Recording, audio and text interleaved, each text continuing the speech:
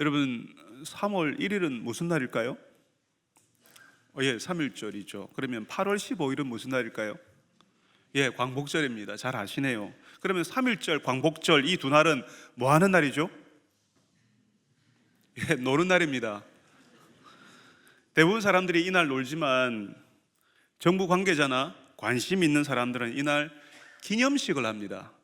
대통령이 와서 기념식을 하거나 대통령이 못 오면 국무총리가 와서 기념식을 하고 기념사를 꼭 해요. 우리나라의 중요한 날이기 때문에 그렇습니다. 그러면 여러분, 오늘 우리가 읽은 말씀 22절에 수전절이라고 나오거든요. 예루살렘의 수전절이 이르니 때는 겨울이라. 이 수전절이 예수님 당시 유대인들에게 독립기념일 혹은 광복절 이런 의미로 받아들일 수 있습니다. 유대가 로마의 속국이 되기 전에 잠시 독립된 나라로 있었거든요. 그때 성전을 회복하고 나라가 독립되었다는 것을 기념하기 위해서 수전절이라고 절기를 지켰습니다. 그런데 이 유대가 불행하게도 다시 로마의 식민지가 됐어요. 로마의 속국이 되어버렸어요. 그러니까 수전절이 되면 이 사람들은 뭘 그리워하겠습니까? 독립된 나라를 그리워하지 않았겠습니까? 로마에서, 이 로마 제국에서 해방되기를 바라는 거죠. 그래서 누구를 기다리냐 하면요, 그리스도를 기다리는 거예요. 하나님이 보내신 그리스도가 오시면 유대를 독립시켜 줄 것이고 로마 제국에서 건져 줄 거라고 믿는 겁니다. 그래서 많은 사람들이 그리스도는 유대의 독립 영웅, 군사를 데리고 전쟁을 하는 장군일 거라고 생각했어요. 실제로 역사 속에서 많은 나라의 독립 영웅들은 장군이었거든요. 나중에 미국의 대통령이 되었던 조지 워싱턴은 미국의 독립전쟁에서 장군이었습니다. 우리가 1월 달에 다녀왔던 미얀마에서도 그 나라의 독립 영웅은 아웅산이라고 하는 장군이었어요. 우리나라도 일제와 싸웠던 사람이라고 하면 당장 김좌진 장군, 총살리 전투 이런 걸 떠올리지 않습니까? 그러니까 나라의 독립을 위해서 필요한 사람은 군사적인 영웅, 장군이라는 생각을 다 하는 겁니다. 자연히 유대인들이 그리스도를 기다리는데 어떤 그리스도, 어떤 구원자를 기다리겠어요? 장군, 군사적으로 유능한, 정치적으로 강력한 힘을 가진 그런 구원자를 기다린다고요. 그런데 오늘 말씀에 무슨 절기라고요? 지금 수전절, 독립절이라고요. 마침 성전에 계신 예수님을 둘러싸고 사람들이 물어요. 오늘 우리가 읽은 말씀 24절에 그럽니다. 당신이 언제까지나 우리 마음을 의혹하게 하려고 합니까? 언제까지 우리를 헷갈리게 만들 겁니까? 이렇게 이야기하는 거죠. 그리고 나서 그리스도이면 밝히 말씀하소서 이렇게 이야기해요. 당신이 그리스도라면 명명백백하게 이야기를 해달라고, 누군지 정체를 밝혀달라고 이렇게 이야기를 하는 겁니다. 여러분, 그 시대를 살지 않았던 우리 입장에서는 아니, 예수님이 그냥 그래 내가 그리스도야 이렇게 말해버리면 될 것 같은데, 그러면 아무 문제 없을 것 같은데, 이게 사실 그렇게 간단한 문제가 아니었습니다. 이미 사람들은 그리스도를 어떤 존재라고 머릿속에 상상한다고요? 장군님. 여러분, 북한에서도 최고 지도자를 장군님이라고 부른다대요. 무당들도 장군님 모시고 있어요. 다른 나라에서도 독립 영웅들은 대부분 장군들입니다. 그러니까 예수님 당시 사람들도 하나님이 보내시는 구원자 그리스도는 장군님일 거라고 생각한다는 거죠. 군사적이고 정치적인 그리스도를 기대했습니다. 예수님은 그런 그리스도가 아닌데 사람들이 그렇게 믿고 싶은 거예요. 그런 그리스도가 필요하다고, 그런 그리스도가 되어달라고 하는 겁니다. 사람들은 보통 자기 현실을 가지고 하나님을 이해하려고 하고 주변을 이해하려고 하기 쉽거든요. 자기 현실을 가지고. 몇 년 전 주일에 제가 파란색 넥타이를 하고 교회에 왔어요. 그때가 한참 대통령 선거를 할 때였는데요. 한 성도가 예배 마치고 나가시면서 저에게 목사님 파란 넥타이를 하셨네요 그러시더라고요. 파란색이 민주당이 내세우는 색깔이었거든요. 오늘도 저는 파란색을 하고 왔어요. 저는 넥타이를 주로 두 가지 계열을 맵니다. 하나는 붉은색 계열이고요, 하나는 푸른색 계열이에요. 겨울에는 주로 붉은색 계열을 매고요, 여름에는 푸른색 계열을 맵니다. 그때는 여름이 가까워지는 계절이었는지 푸른색 계열의 넥타이를 메고 왔는데 성도 한 분이 그러시는 거죠. 목사님, 파란 넥타이를 했네요. 대통령 선거를 하니까 제 넥타이 색깔을 보고는 제가 누구를 지지하고 무슨 메시지를 전달한다고 오해를 하셨던 것 같아요. 아, 정 목사 파란 넥타이를 맨 거 보니까 좌파네, 민주당 지지자네. 여러분, 제가 다시 말씀드리지만 저는 민주당 지지자가 아닙니다. 좌파도 아닙니다. 저는 굳이 어떤 당을 지지하냐면 예배당 지지하고요, 굳이 말씀드리자면 저 예수파입니다. 우리 한국 사회에 이 정치적인 열기가 가득하니까 저희 넥타이의 색깔을 보고도 정치적으로 해석을 하려고 해요. 예수님 당시 사람들이요, 우리 헷갈리게 하지 말고 그리스도인지 아닌지 확실하게 말해 주세요 라고 할 때 예수님이 시원하게 말을 할 수가 없었어요. 왜냐하면 사람들의 머릿속에 뭐가 있다고요? 이미 오해할 준비를 하고 있었어요. 그리스도는 유대를 독립시킬 장군일 거라고, 정치 지도자일 거라고 생각하고 있거든요. 예수님이 그리스도라고 하면 당장 예수님이 스스로 내가 그리스도야 이렇게 해버리면요, 사람들은 당장 그렇게 할 거예요. 우리 독립 언제 됩니까? 언제 군사를 일으킬 겁니까? 언제 로마군하고 싸울 겁니까? 이렇게 물었을 거예요. 여러분, 이미 예수님은 하나님께로부터 보냄받았다, 하나님이 나의 아버지라고 이야기하셨어요. 하나님께로부터 보냄받았고 하나님을 나의 아버지라고 부를 수 있는 분이 그리스도 말고 누가 있겠습니까? 말만 그렇게 하는 게 아니에요. 예수님이 앞을 못 보는 맹인을 보게 했잖아요. 38년 된 병자를 걷게 했잖아요. 하나님이 보내신 그리스도가 아니시라면 절대로 할 수 없는 일을 하신 겁니다. 그런데 사람들이 안 믿어요. 관심이 없습니다. 어디에 관심이 있어요? 오직 정치적인 데에 관심이 있어요. 유대가 언제 독립할 건가? 그리스도가 와서 유대를 독립시켜 줄 건가? 거기에 관심이 있습니다. 지금도 그렇죠. 우리가 가진 정치적인 열기가요, 예수님이 하시는 일까지 하찮은 걸로 만들어버려요. 예전에 제가 대학을 다닐 때 선배 한 사람이 그런 이야기를 했어요. 자기는 이승만 대통령이 천국에 있으면 그런 천국 안 가겠다고 했어요. 자기가 가진 정치 성향을 가지고 예수님이 하시는 일을 그냥 다 판단해 버리는 거예요. 이승만 대통령을 받아주는 천국을 거절하겠다는 거죠. 오직 자기가 인정한 사람만 천국에 가야 되나요? 오직 나와 같은 정치 성향을 가진 사람만 천국에서 만나나요? 여러분, 정치에 과도한 관심을 가진 사람들에게는요, 죄인을 용서하시고 그 죄인을 당신의 양으로 받아주시는 예수님의 일이 정말 하찮아 보입니다. 당신의 나라의 독립, 정치 지도자, 투표, 선거, 대통령 이런 이야기를 하는 사람들에게 예수님의 사랑, 하나님의 나라 이런 이야기는 뜬구름 잡는 이야기처럼 들리는 거예요. 당장 누구를 지지하고 나는 누구 편이고 누가 대통령이 될 사람이고 누구는 이런 이유 때문에 안 되고 이런 이야기들이 훨씬 실제적이고 구체적으로 들린다고요. 그래서 예수님이요, 너희는 내 양이 아니므로 믿지 아니하는도다 이렇게 말씀하십니다. 예수님은 계속 하나님을 내 아버지라고 하셨어요. 하나님이 나를 보내셨다 말씀하셨어요.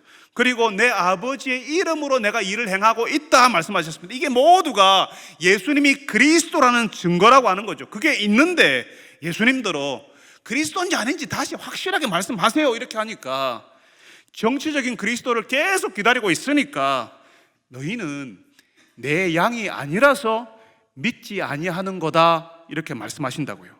여러분, 우리에게도 그런 욕망이 있어요. 장군과 같은 그런 그리스도를 기대하는 마음이 우리에게 있다고요. 하나님이 계시면 이 땅의 악들을 싹 쓸어버리셔야지 왜 그대로 두시냐고. 이렇게 악한 놈들이 많고 세상이 이렇게 힘들게 흘러가는데 하나님 뭐 하시냐고. 하나님이 보내시는 구원자가 오시면 이 땅의 악한 사람들 다 쓸어버리시고 좀 좋은 세상을 만들어줄 수 없나 하는 그런 기대가 우리에게 있습니다.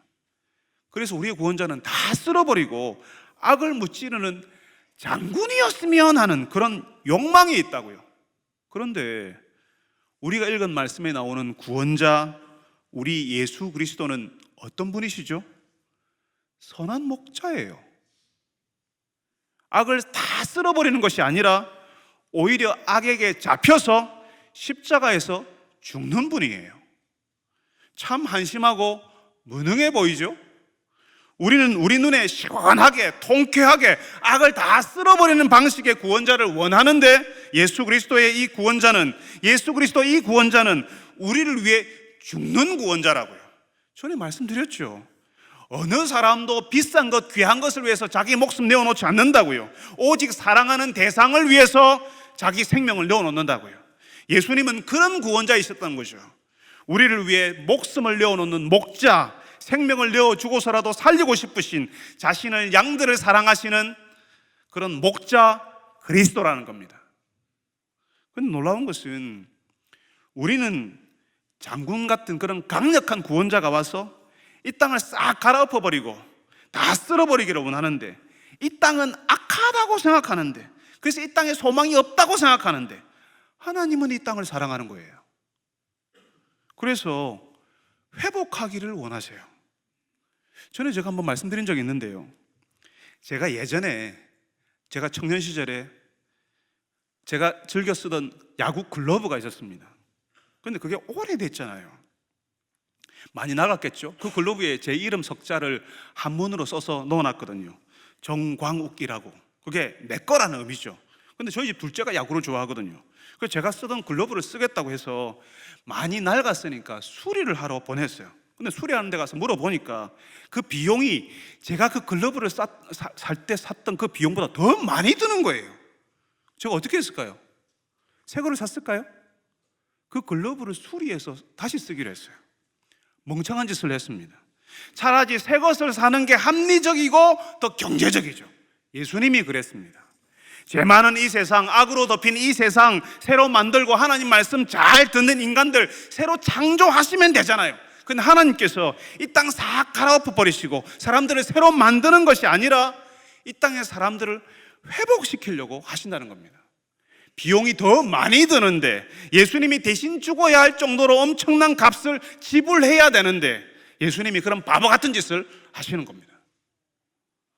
내 이름이 적힌 글러브를 폐기처물하지 않고 고쳐 쓰는 것처럼 예수님께서 당신의 양들, 당신의 백성들을 끝까지 포기하지 않으시는 겁니다. 오늘 말씀 28절, 29절에서 그런 말씀을 하시는 거죠. 그들을 내 손에서 빼앗을 수가 없다. 아무도 아버지의 손에서 빼앗을 수 없다. 예수님도 우리를 포기하지 않고 하나님께서도 우리를 포기하지 않고 우리를 붙드신다는 사실을, 그렇게 사랑하신다는 사실을 말씀하시는 겁니다. 여러분, 세상은 장군과 같은 그런 구원자가 없냐? 장군과 같이 그런 그리스도가 세상을 싹 바꿀 거라고 기대하지만, 하나님이 우리에게 보내신 구원자 그리스도는 우리를 끝까지 포기하지 않고 사랑해 주시는 구원자예요. 그 구원자가 예수 그리스도입니다. 하나님 아버지나 예수님이나 우리를 포기하지 않고 끝까지 사랑하시는데 하나가 되셨다. 아버지도 예수님도 그렇게 사랑하시는데 하나이다, 이렇게 말씀하십니다. 그런 하나님이시니까 그런 구원자를 보내시는 거죠. 우리를 사랑하시니까 하나님의 아들이 십자가에서 죽으시는 겁니다. 죽을 수 없는 하나님이 죽을 수 없다는 그 하나님됨마저도 내려놓고 대신 죽을 정도로 사랑하신다는 사실을 알려주시는 겁니다. 여러분, 여러분의 구원자가 장군처럼, 유능한 장군처럼, 능력 있는 정치가처럼 이 땅의 악을 싹 쓸어버리고 여러분의 마음을 좀 시원하게 해주기를 기대하셨던 여러분, 하나님께서는 여러분의 기대와는 다르게 무능하게 죽어버리는 구원자를 우리에게 주셨어요. 하늘 보좌를 버리시고 이 땅에 내려와서 우리를 죽기까지 사랑하시는 그리스도를 우리에게 주셨습니다. 하나님이 그런 분이시니까 하나님을 꼭 닮은 그리스도를 우리에게 보내신 거라고요. 근데 놀랍게도 여러분이 이 그리스도, 예수 그리스도를 의지할 때에, 이 예수님을 믿고 따를 때에 영원한 생명이 있고 부활이 있고 구원이 여러분에게 있습니다. 장군에게는, 정치 지도자에게는 생명도 부활도 구원도 없습니다. 여러분, 우리에게 오셔서 우리를 위해 죽으신 이 예수 그리스도를 믿고 따르는 여러분들이 되시기를 바랍니다. 여러분을 포기하지 않고 끝까지 사랑하시는 예수님을 의지하는 분들이 되시기를 바랍니다. 예수님이 하나님 아버지와 나는 하나이다라고 하니까요, 사람들이 예수님을 돌로 치려고 했어요. 신성모독이라고. 네가 사람인데 어떻게 자칭 하나님이라고 할 수 있냐. 그렇게 해서 이 사람들이 의분에 차서 돌을 던져서 예수님을 때리려고 했어요. 여러분, 이게 말이 안 되는 게, 예수님께 이 사람들이 물었잖아요. 우리 헷갈리게 하지 말고 당신이 그리스도인지 아닌지 선명하게 밝혀보라고.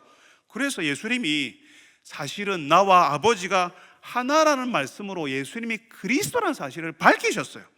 밝히라고 해서 밝혔는데 이 사람들이 뭐라 한다고요? 예수님 신성모독을 했다고 돌을 던져서 치려고 하는 겁니다. 예수님이 하나님의 아들이신데 하나님을 모독했다고 벌을 주려고 해요. 여러분, 기가 차지 않습니까? 희한하지 않습니까? 하나님이 하나님이라고 이야기하는데 그걸 신성모독이라고 이 사람들이 돌로 치려고 하는 거죠. 여러분, 제가 목사 안수를 받고 목사가 되었을 때, 아니 목사가 되겠다고 신학교에 들어갔을 때 많은 사람들이 목사직을 거룩하다고 했어요. 목사는 거룩한 일을 하는 사람이라고 자랑스러워하라고 그렇게 이야기했습니다. 저는 말씀을 준비하고 예배를 드리고 함께 기도하는 그 일들이 거룩한 일이라고 생각했습니다. 목사의 일은 정말 거룩한 거다 이렇게 생각했어요. 그런데 여러분, 시간이 지날수록 목사로 살아볼수록 목사의 일은 처음에 제가 들은 것과는 많이 다르다는 것을 알았습니다. 저는 거룩을 깨끗하고 또 영적인 체험을 하는, 하나님과 조금 더 가까운 황홀한 체험을 하는 거라고 이해했어요. 구별되고 거기에는 더러움과 잡스러운 거라고는 전혀 없는 그런 걸 거라고 생각했어요. 그런데 목사의 일이요, 전혀 그렇지 않더라고요. 기도하는데 기도하는 내내 즐겁고 좋습니까? 예, 그럴 때도 있습니다. 그렇지만 성도들이 아프니까 기도하는데 아파요. 마음이 힘들고 어려운 성도가 생각나면요, 그냥 한숨이 나오고요, 심장을 바늘로 콕콕 찌르는 것 같아요. 말씀을 준비해서 강단에 서는 게요, 즐겁고 행복합니까? 예, 그럴 때 있습니다. 그렇지만 보통은 고통 속에 있다가 강단에 올라옵니다. 그러면 성도들과는 행복한가요? 제가 처음으로 전임 사역을 시작했는데요, 청년들을 맡았어요. 그 청년들의 선배들이 전혀 저를 인정해 주지 않았습니다. 무슨 말만 하면 무슨 의도로 그런 말을 했는지 해석을 하더라고요. 의도는 무슨 의도예요? 좋으니까 좋다고 잘하니까 잘한다고 했죠. 근데 좋다, 잘한다는 그 칭찬도, 저의 선한 의도도 왜 그런 말을 할까 해석을 하고요, 다른 의도가 있지 않나 의심을 하더라고요. 거기다가 저를 싫어하는 표를 계속 냈어요. 그러니까 설교 준비를 못 하겠더라고요. 설교 원고에 그 친구들 얼굴이 보여요. 설교할 때는요, 그 많은 청년들이 앉아있는데 걔들만 보여요. 여기에 돌아가지고 그 친구 얼굴이 보이니까 그 얼굴을 피하려고 이쪽을 보니까 또 있네, 다른 친구들이. 처음에는요, 그냥 힘들기만 했어요. 그리고 나는 계속 이 일을 못할지도 모른다는 생각을 정말 많이 했습니다. 정말 무서웠습니다. 그런데 성경을 보니까 사람들이 모세를, 그 위대하고 거룩한 지도자를 돌로 치려고 하대요. 오늘 말씀에도 보세요. 사람들이 예수님을 돌로 치려고 해요. 마음에 안 든다고. 모세는 그런 경험을 했을 때 모세는 괜찮았을까요? 모세니까 뭐 사람들이 돌로 치려고 해도 그게 뭐 별 문제겠어 이렇게 했을까요? 예수님이니까 사람들이 돌로 치려고 하면 예수님은 괜찮았을까요? 아닙니다. 거룩한 모세, 거룩하신 하나님의 아들이 가는 길도 거룩하지 않더라고요. 참 속상하고 화나고 답답한 길이더라고요. 제가 생각을 해봤어요. 예수님은 하나님의 아들이시잖아요. 태초에 이 세상을 창조하실 때 거기에 계셨고 이 세상을 움직여 가셨고 지금도 하나님 보좌 우편에서 다스리는 분이시잖아요. 그런 분이 사람들 사이에 오셔서 사람들과 논쟁하는 거예요. 논쟁. 사람들하고 말다툼을 하는 거죠. 사람들이 물어요. 네 하나님 맞나? 네가 그리스도가 맞냐? 그래, 나와 아버지가 하나다. 그러니까 돌로 때리려고 하는 거죠. 기가 차지 않습니까?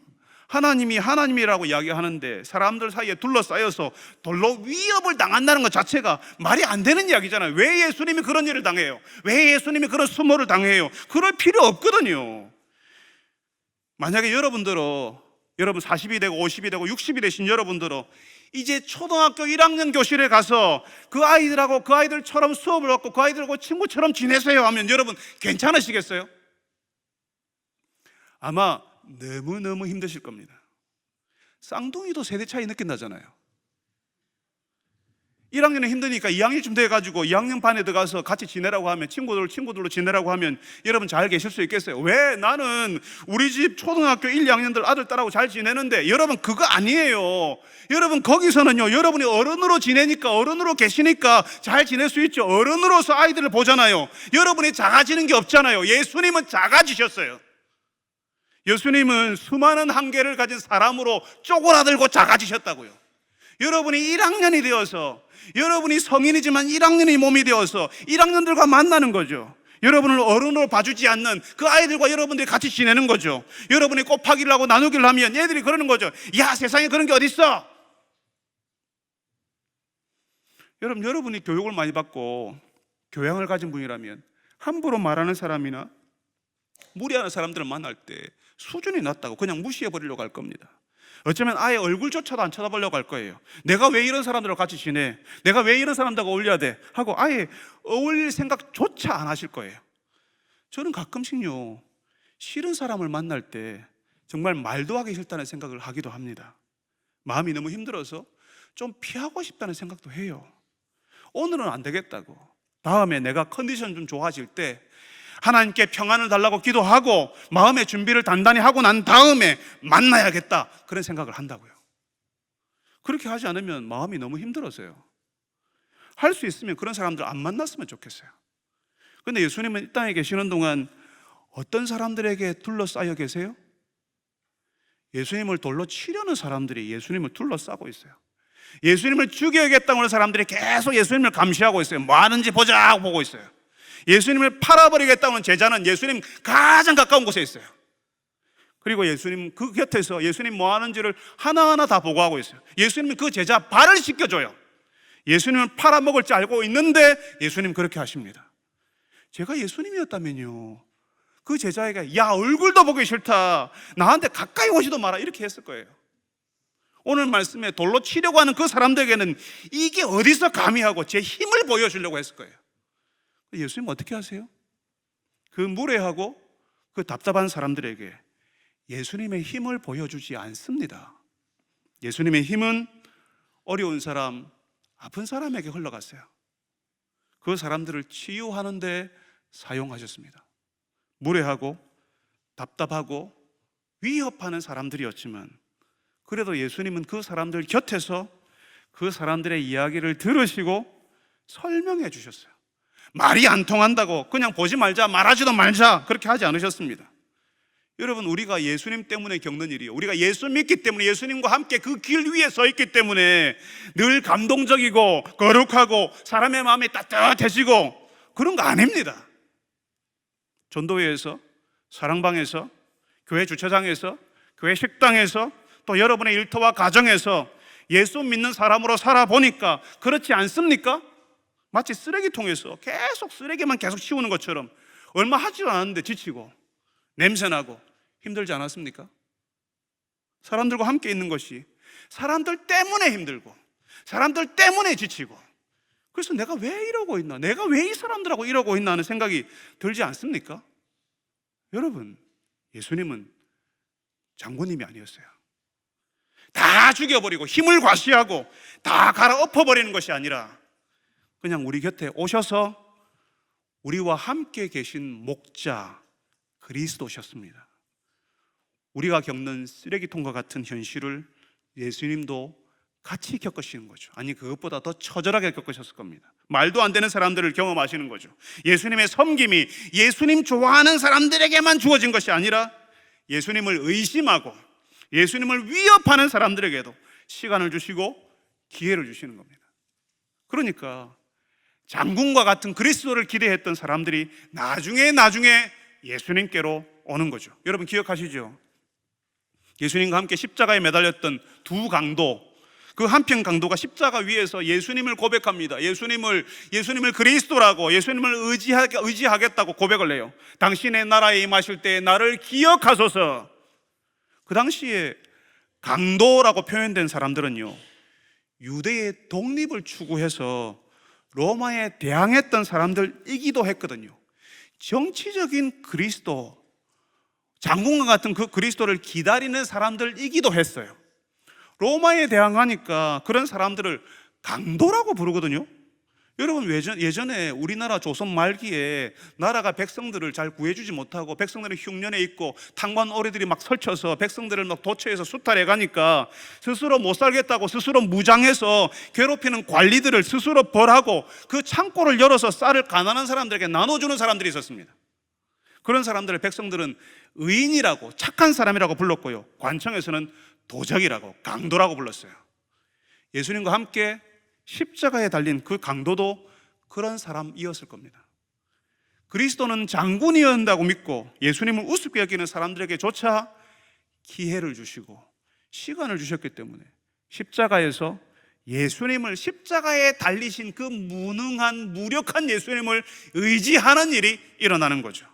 예수님께 순종적인 사람들만 예수님이 발을 씻기고 섬기신 것이 아니라 예수님을 대항하고 팔아넘기려고 하는 사람들까지 예수님은 섬기셨습니다. 여러분, 우리에게 그런 유혹이 있다고 봐요. 내 마음을 힘들게 하는 사람은 섬기지 않으려고 하는 유혹이요.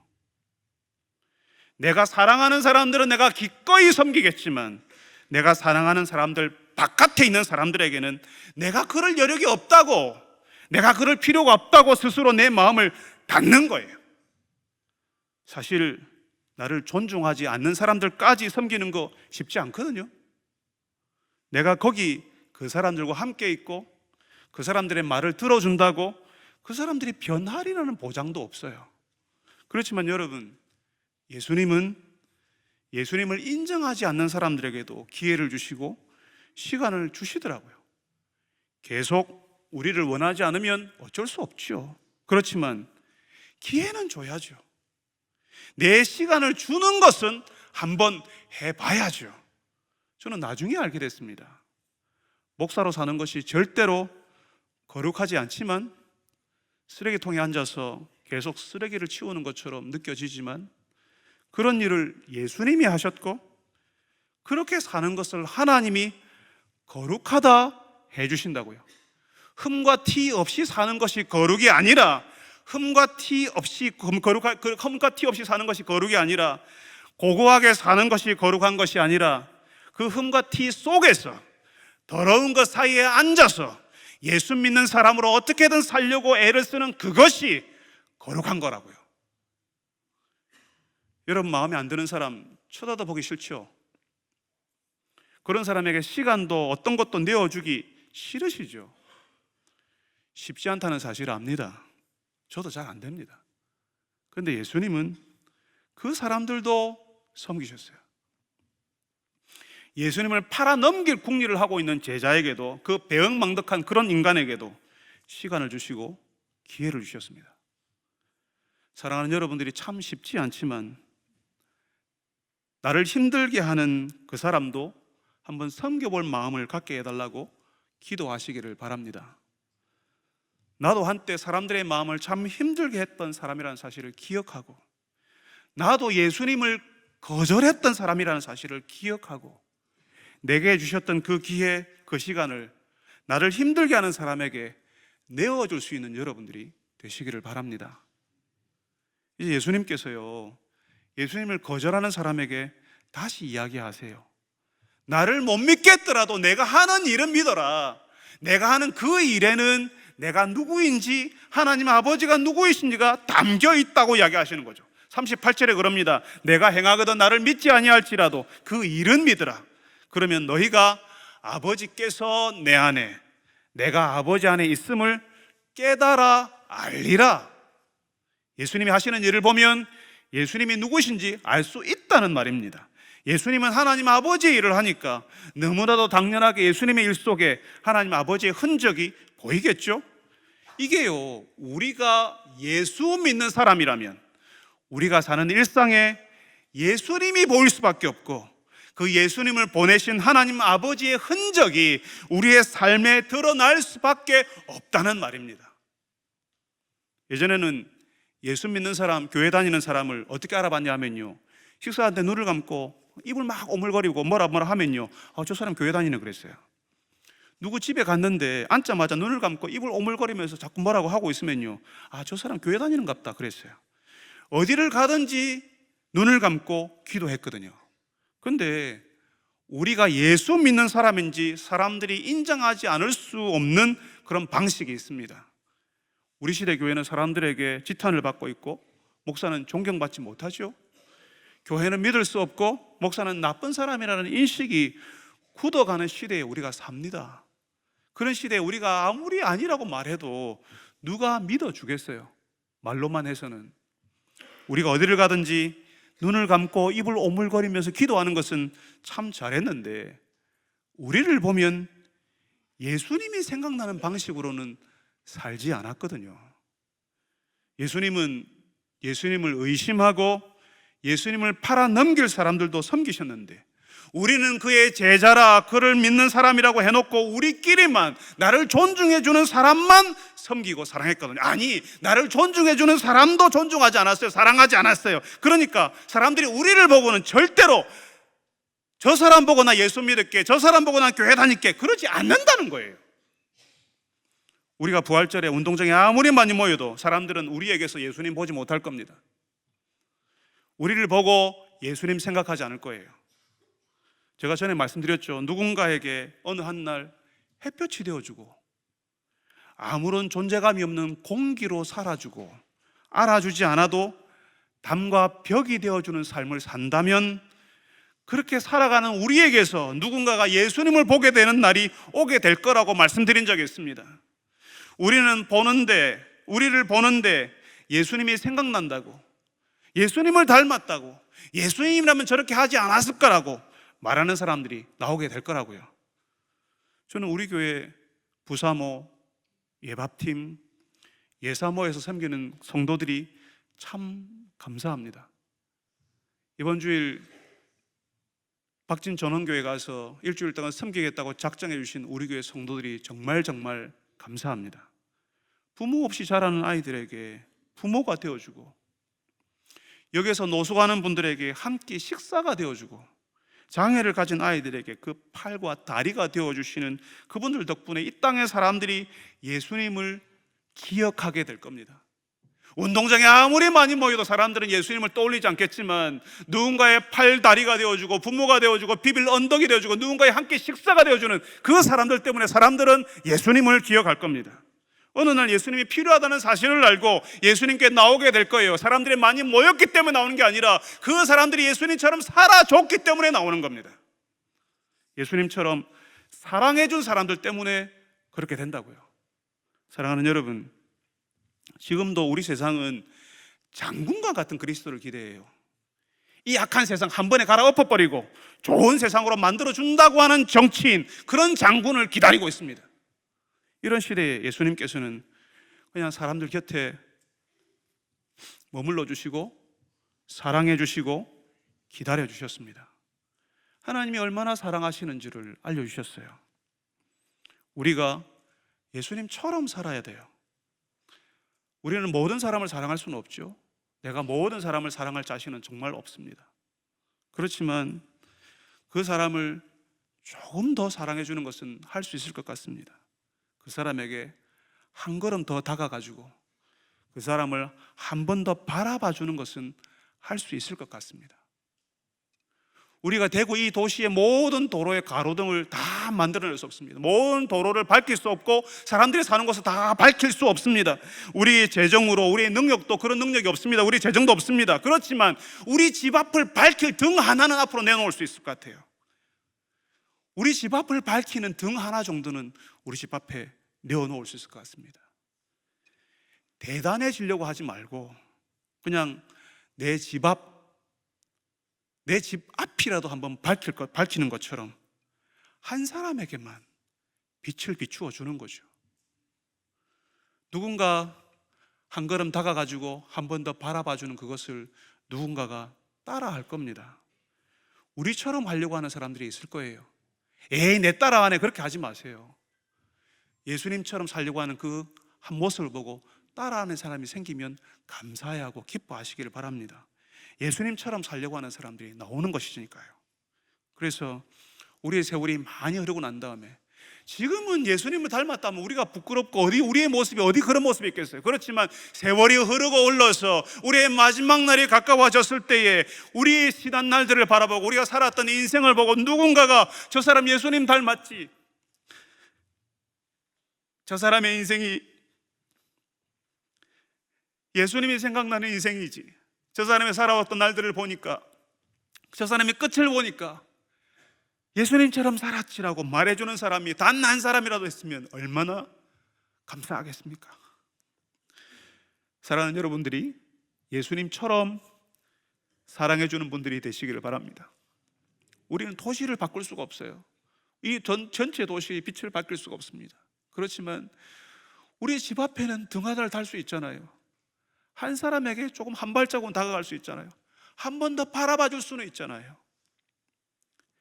그렇게 사랑해 주시길 바랍니다. 예수님처럼 사람들 곁에 머물러 주고 사랑해 주고 기다려 주셔서 예수님이 지금도 사람들을 사랑하고 계시는 것을 알려주시는 여러분들이 다 되시기를 바랍니다. 거룩하신 아버지 하나님, 장군을 기다리는 유능한 장군, 힘 있는 정치가를 기다리는 저희들에게 무능하고 십자가에서 죽어버리는, 그렇지만 우리를 너무너무 사랑하시는 그런 선한 목자가 되어서 우리에게 와주시니 주님 감사합니다. 우리에게 그런 그리스도가 되어주셔서 주님 감사합니다. 예수님이 하시는 일을 보고 내가 누구인지를 알 수 있다라고 말씀하신 것처럼 우리가 살아가는 우리 일상과 우리 삶을 들여다보면 하나님의 흔적이 보이고 예수님이 누구신지가 보여야 되는 줄 압니다. 주님, 우리도 예수님처럼 살 수 있게 하시고 예수님의 흔적이 드러나는 그런 인생 되게 하여 주시옵소서. 모든 사람을 사랑해낼 자신은 없지만 한 사람에게 더 가까이 다가가지고 한 발자국 가까이 다가가지고 한 번 더 바라봐주는 그런 시작을 한번 해볼 수 있게 하여 주옵소서. 온 도시를 다 갈아엎고 온 도시를 밝히는 일은 할 수 없지만 내 집 앞을 비추는 일은 한번 시작해 볼 수 있는 용기를 우리에게 허락하여 주옵소서. 예수님의 이름으로 기도합니다. 아멘.